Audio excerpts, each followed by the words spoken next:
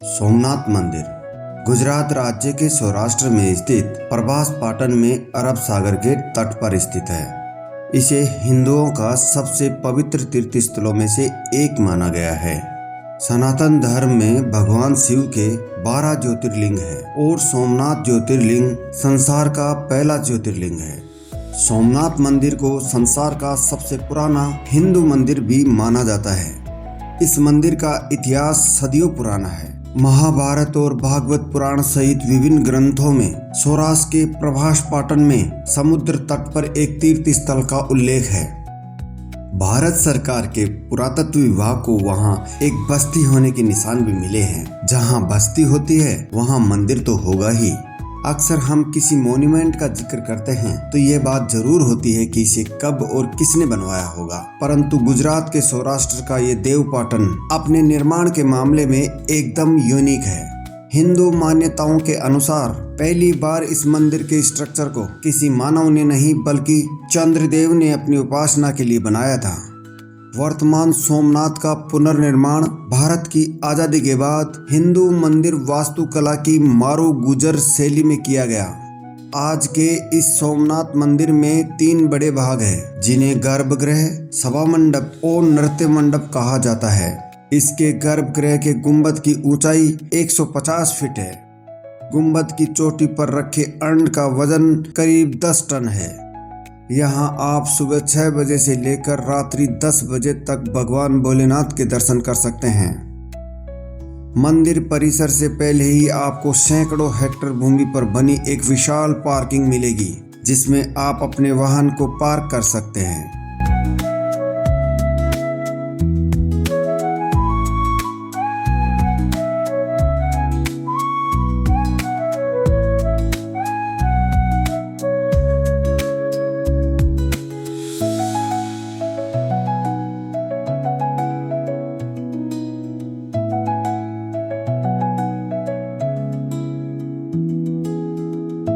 यहाँ आपका वाहन हाई सिक्योरिटी में रहेगा। यह विश्व स्तरीय पार्किंग है जहाँ आपको सभी सुविधाएं मिलेंगी। यहाँ से आप पैदल ही मंदिर के लिए प्रस्थान करेंगे। विकलांगों के लिए निःशुल्क वाहन सेवा भी उपलब्ध रहती है।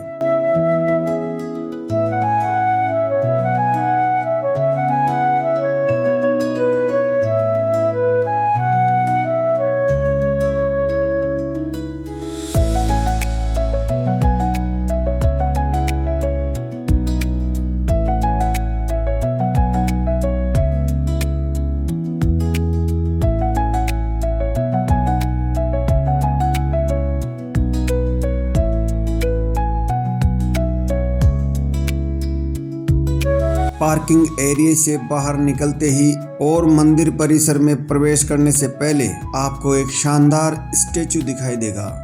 यह घोड़े पर बैठी मूर्ति हमीर गोयल जी की है, जिन्होंने विदेशी आक्रांताओं के सोमनाथ मंदिर पर आक्रमण करने पर बड़ी बहादुरी से उनका मुकाबला किया और अंत में वे लड़ते लड़ते वीर गति को प्राप्त हो गए थे। उनके इस सर्वोच्च बलिदान के लिए हम सब उनके ऋणी हैं। उन्होंने अपनी 16 वर्ष की आयु में ही सोमनाथ मंदिर को बचाने के लिए अपने प्राणों की आहुति दी और बाद में उनकी अष्टधातु से बनी हुई यह प्रतिमा यहाँ लगाई गई। यहीं पर एक फुटकर मार्केट लगता है।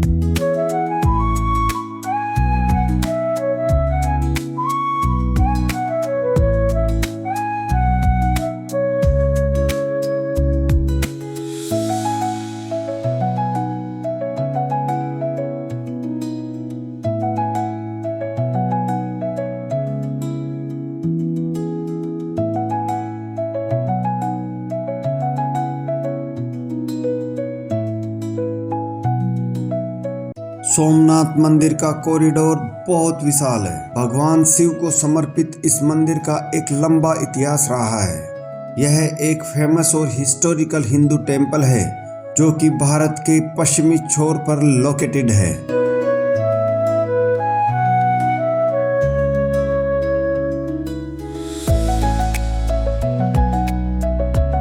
यहीं पर आपको सोमनाथ मंदिर में हाई सिक्योरिटी मेंटेन करने के लिए एंट्री से पहले ही आपको अपने हर प्रकार के इलेक्ट्रॉनिक गैजेट, मोबाइल, कैमरा आदि यहाँ बने निशुल्क काउंटर पर टोकन लेकर जमा करवाने पड़ेंगे। यहीं से आपको सिक्योरिटी चेक करने के बाद ही मंदिर में प्रवेश मिलेगा। यहाँ हमेशा चहल पहल बनी रहती है। मंदिर परिसर बहुत बड़ा है। आप यहाँ आराम से दर्शन कर सकते हैं, घूम सकते हैं।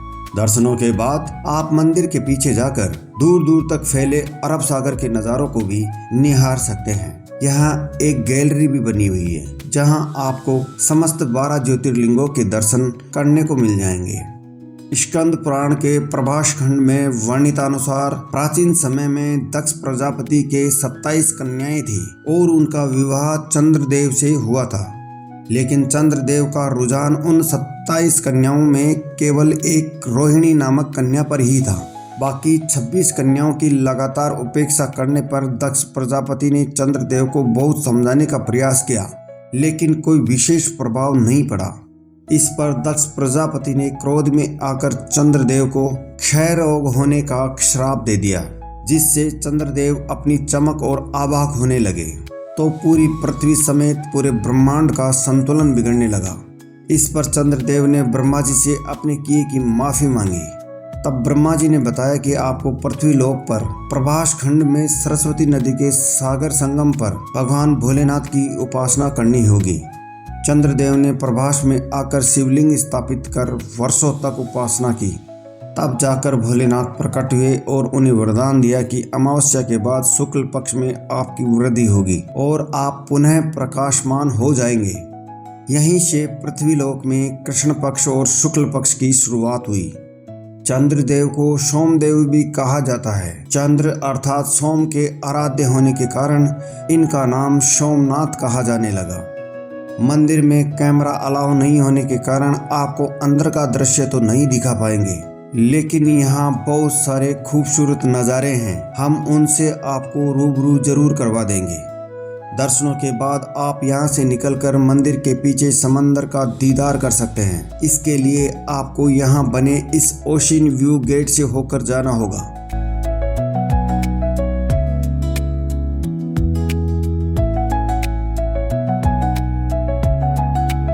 टिकट काउंटर से टिकट लेकर आगे बढ़िए।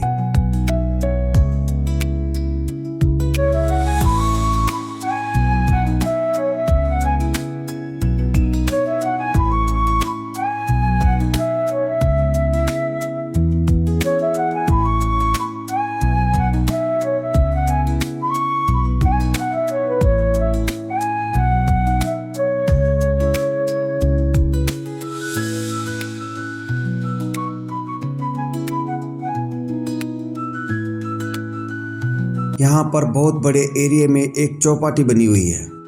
यहाँ से आप पेट पूजा कर सकते हैं। आपकी मनपसंद का नाश्ता यहाँ आपको जरूर मिल जाएगा।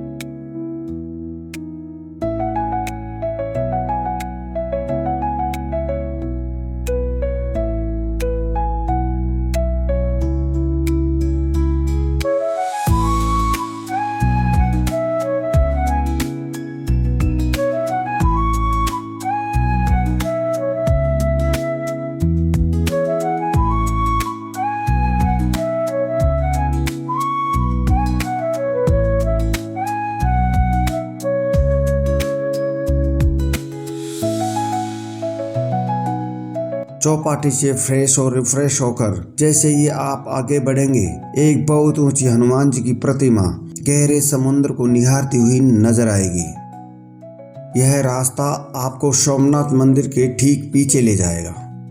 यहाँ से अरब सागर में उड़ती हुई ऊंची ऊंची लहरें किनारे पर आकर चट्टानों पर गिरती हुई दिखाई देगी। वाकई में ये एक शानदार अनुभव होता है।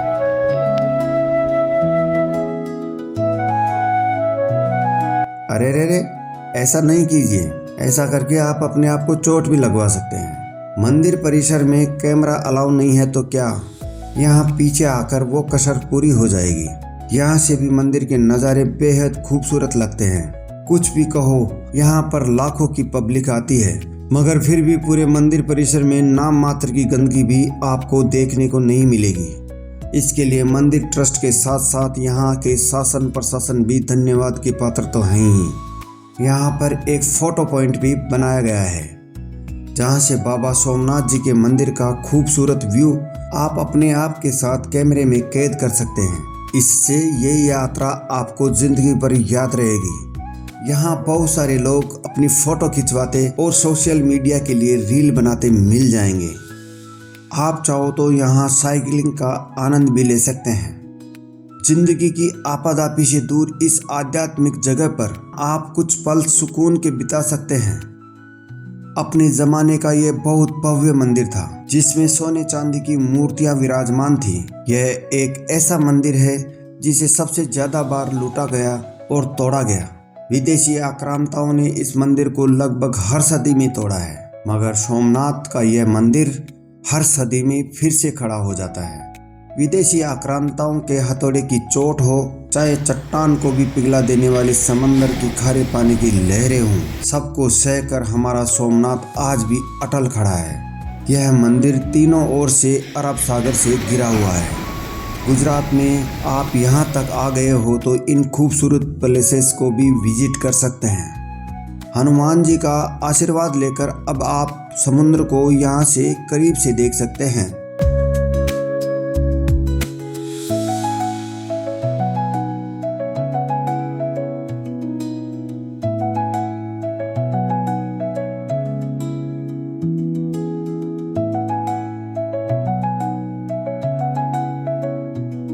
अरब सागर में उड़ती हुई लहरें आपका मन मोलेगी। यहाँ बहुत से लोगों ने तो पहली बार अपने जीवन में समंदर की लहरें देखी होंगी। एक के बाद एक उठती हुई लहरों का आनंद लीजिए। यह बहुत खुशनुमा एहसास होता है। यहाँ आप चाहो तो घंटों बिता सकते हैं।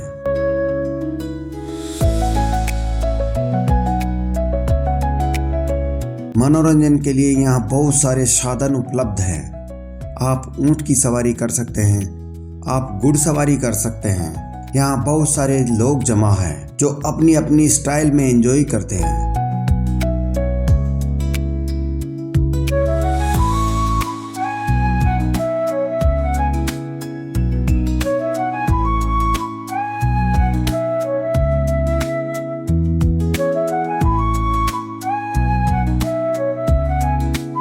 इसी के साथ वाइब्रेंट जर्नी की टीम को दे अनुमति। हम फिर मिलेंगे ऐसे ही किसी और देवधाम पर। तब तक के लिए ओम नमः शिवाय।